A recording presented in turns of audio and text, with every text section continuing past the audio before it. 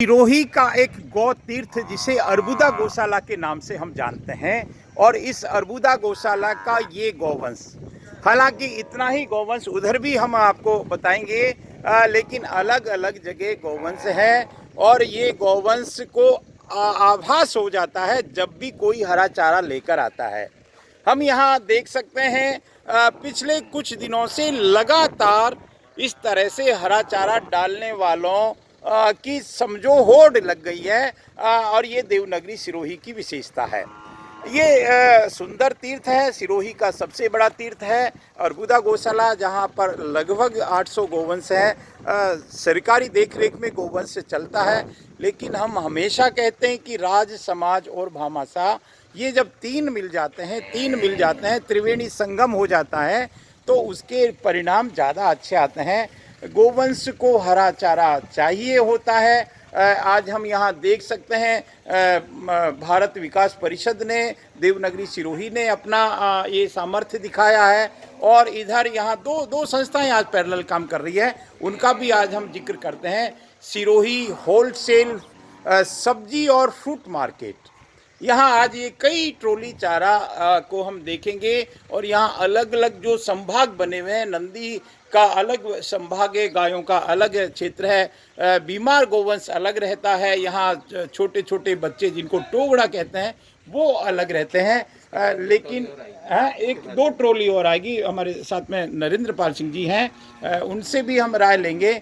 लेकिन इस बेहतरीन नज़ारे को हम कोटि कोटि वंदन करते हैं। और देखिए यहाँ देवनागरी सिरोही में बहुत सारे संगठन हैं, बहुत सुंदर कार्य मीडिया के माध्यम से होता है, जिला प्रशासन अपना काम करता है, लेकिन सबके एक ही भाव है कि हम गोवंश की बेहतर सेवा कैसे कर सकते हैं। सबसे अच्छी बात है कि ये स्वयं अपने आप में एक तीर्थ है।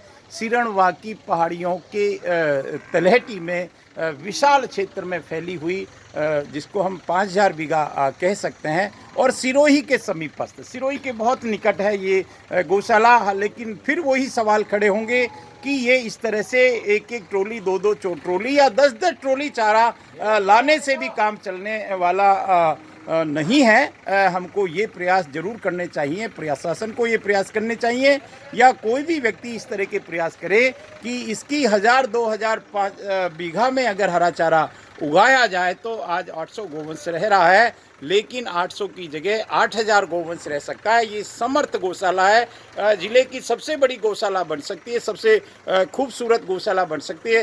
आज बड़ा सौभाग्य है कि परशुराम जयंती के अवसर पर हमारे साथ में हरीश दवे है, सिरोही की ऊर्जा का एक स्तंभ है, जिन्होंने आज संयोग से 2-3 बड़े संकल्प लिए हैं। भगवान करे उन संकल्पों को ये कामयाब हो। इन्होंने पूरी तरह गुटखा निस्तारण की बात कही है, मैं इन्हीं से पूछूंगा, लेकिन उससे पहले मैं उस सुंदर नज़ारा, क्योंकि जब भी गौवंश रंभाता है, जब भी एक माँ की ध्वनि निकालती है, माँ, तो वो ध्वनि बड़ी अट्रैक्ट करती है और लोग कहते हैं कि माँ शब्द की उत्पत्ति गोवंश से हुई थी। देखिए जब इस तरह से गोवंश आता है, लेकिन हम एक चीज़ ये देख सकते हैं कि इतनी भीड़ में इतनी तेज़ी से भागता हुआ गोवंश भी अपने आप को बैलेंस करके चलता है। यहाँ देखिए, ये देखिए कि किस तरह से इस विहंगम नज़ारे की हम जितनी प्रशंसा करें, जितनी अनुमोदना करें, जितना इसका वर्णन करें उतना कम रहेगा। सच में ये किसी स्वर्ग से कम नहीं है, सच में ये किसी तीर्थ से कम नहीं हो सकता। ये गोवंश को आज हरा चारा दिया जा रहा है। यहाँ फ्रूट्स जो यहाँ का जो सब्जी और होलसेल भंडार है फ्रूट का, उनका एक भाई सज्जन है, वो कह रहे थे कि हम लगातार, भाई साहब क्या है आप, नमस्कार है आपको, क्या किन की तरफ से चारा डल रहा है? मैंने भारत विकास परिषद का भी देखा नज़ारा, क्या है आप? फ्रूट एवं सब्जी होलसेल व्यापार संघ ने निर्णय लिया कि चारा दिया जाए गायों को। अच्छा, आज चारा दिया है, 10 दिन तक लगातार हम देंगे। क्या बात है, बहुत बहुत सुंदर प्रेरणा, बहुत सुंदर प्रेरणा। शुभ नाम आपका हुक्म? राजेश कुमार। ये राजेश जी हैं और मुझे लगता है राजेश जी की ये सारी टीम है, उनमें ज़्यादातर वही लोग हैं जो इस सब्जी मार्केट से, होलसेल मार्केट से जुड़े हैं और 10 दिन तक आप एक एक ट्रॉली चारा लाएंगे। चलो भगवान आपको इतना सामर्थ्य जरूर दे कि आप 10 दिन तक क्यों 10 महीने तक ला सकते हैं। प्रभु आपका मार्केट को ऐसा डेवलप जरूर करे। लेकिन ये आज नरेंद्र पाल सिंह जी भी हैं, आपकी तरफ से भी 2 ट्रॉली चारे की व्यवस्था हुई है। तो मैं किस किस का वंदन करूं। कभी कभी लगता है कि सिरोही तो देवनगरी है, उसमें तो भामाशाहों की और गौ माता के प्रति श्रद्धा रखने वाले लोग अनन्य हैं। जी जी जी। हम जब यहाँ गौशाला पहुंचे हैं तो आप देख रहे हैं कि जो चारा डल रहा है, और अभी हम जब खेतों में थे वहाँ भी चारा काट करके रखा हुआ है। भारत विकास परिषद देवनगरी शाखा ने जो ये संकल्प लिया, अलग अलग कई फेजों में हम चारा डालते रहेंगे। हमारे लगभग 43 सदस्यों ने मिलकर के इसमें सहभागिता की है। ठीक बात और है। भविष्य में भी गौ माता के लिए, गरीब लोगों के भोजन के लिए और कोविड-19 के जो निमित्त प्रधानमंत्री राहत कोष और मुख्यमंत्री राहत कोष में भी हमने अंशदान देने की योजना बनाई है।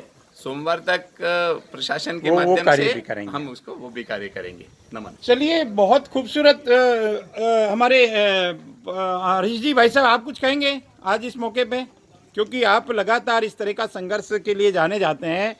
फिर गाय की बात हो, पानी की बात हो, बिजली की बात हो या भ्रष्टाचार की बात हो, आपकी आवाज़ हमेशा बुलंद रहती है। आप क्या कहेंगे, संक्षिप्त में बताएं सर। आखा तीज को सिरोही की भी स्थापना हुई थी। आखा तीज को सिरोही की, धन्य है। और अर्बुदा गौशाला की स्थापना में भी सिरोही रियासत की महारानी साहिबा का हाथ था। जी जी। और अर्बुदा गौशाला का निर्माण हुआ था अर्बुदा गौशाला एवं डेयरी फार्म। ठीक बात है। यहाँ की गौशाला का दूध, दही, मक्खन, पनीर, लस्सी यहाँ की जनता को मिल सके जी।